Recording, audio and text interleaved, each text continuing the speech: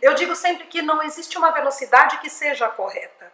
Aliás, a comunicação, e eu sempre vou frisar isso, é aquilo que nos individualiza. Não tem como a gente querer dar um modelo de comunicação e padronizar. Imagina todo mundo comunicando do mesmo jeito. Seria como a gente vê na natureza. Alguns animais que a gente vê um padrão. O ser humano é o inverso disso. É para que a gente use das nossas características pessoais para que elas nos constituam, mostrem ao mundo aquilo. As pessoas chegam e falam, não, eu acho que eu falo rápido demais ou eu falo devagar demais. É possível mudar isso?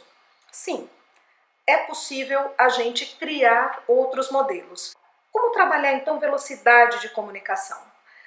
Primeiro eu tenho que me perceber. Se eu tenho uma velocidade acentuada, como eu, por exemplo, mas que eu consigo dizer o que eu quero dizer, articular as palavras, isso não interfere na relação de como o outro vai receber. O problema é quando eu vou somando algumas características e elas geram uma confusão na comunicação. Imagine uma pessoa que fale rápido demais no monotone, e ela não pare para perceber se o outro está escutando ou não, e ela continue falando muito rápido sem perceber se aquilo está sendo ouvido ou não. Ela não dá tempo do outro na comunicação. Isso é uma velocidade de fala exacerbada.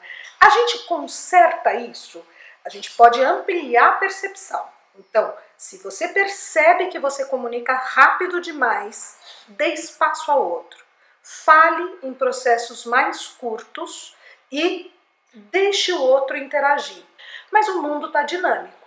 E a velocidade exacerbada, ainda assim, ela causa menos conflitos do que aquela comunicação devagar demais e deixa eu parar, senão você vai querer sair daqui do vídeo.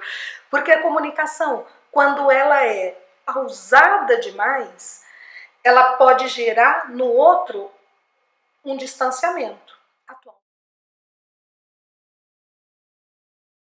Outro dia no consultório uma pessoa chegou para mim e falou assim, Ana Lúcia, eu quero essa voz. E aí eu falei para ela, eu também quero essa voz. Se eu souber como te direcionar para essa voz, eu vou dar essa voz para mim também. A nossa voz é um padrão, é uma referência, como uma digital. Ela é nossa, porque ela é feita por características pessoais, mais a forma como eu me comunico. Então a nossa voz é a nossa identidade. A gente pode deixá-la limpa, a gente pode deixá-la mais alta, a gente pode deixá-la mais entonada. Mas isso é um processo de treino. Que voz chega para o outro? Como é minha qualidade vocal? Hoje todos os recursos nos ajudam a perceber essa voz de fora. Eu tenho uma voz muito enfática, eu sou muito agressivo, na hora que eu fico bravo, o que é? Eu vou falar assim e minha voz vai ser forte? Ou então eu tenho uma voz sempre muito doce, nossa, tá acontecendo algo super complicado e minha voz não sai de um padrão de uma voz mais doce. Isso também pode parecer uma falta de coerência entre aquilo que acontece e a voz que eu emano.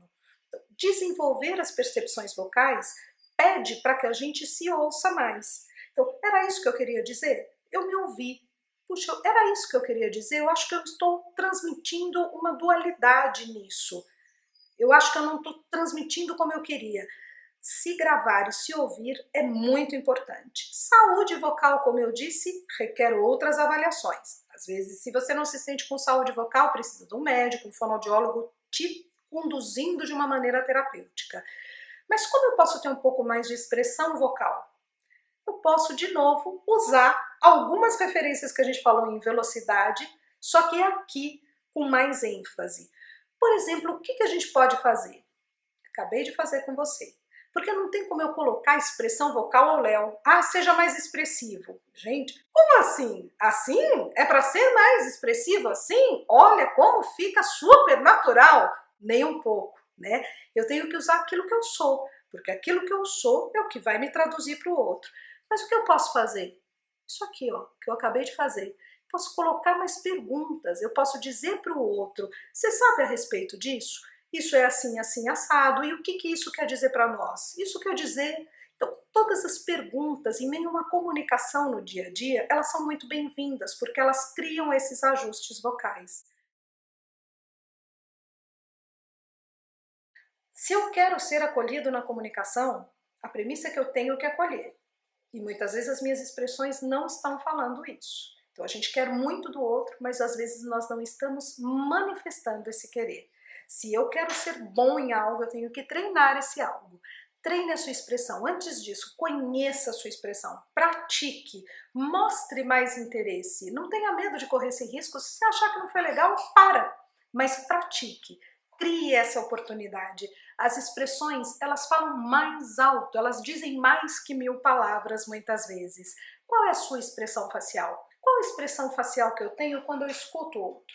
Qual a expressão facial que eu tenho quando eu falo para o outro? Mas se eu prestar atenção nisso, eu não vou conseguir me comunicar. Concordo inteiramente com você. Então, do mesmo jeito que a gente não aprende a nadar lendo um livro de natação, a gente precisa entrar na piscina, a gente precisa tomar caldo, a gente também pode treinar antes do campeonato, antes da competição. A gente pode treinar expressão facial no dia a dia, com colegas de trabalho, treinar expressão facial com pessoas da família, da casa e correr pequenos riscos.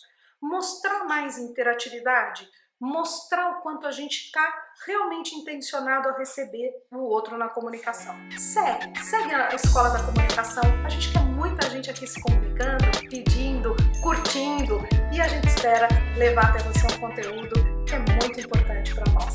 A Escola da Comunicação está esperando você se inscrever aí e curtir a gente. Obrigada!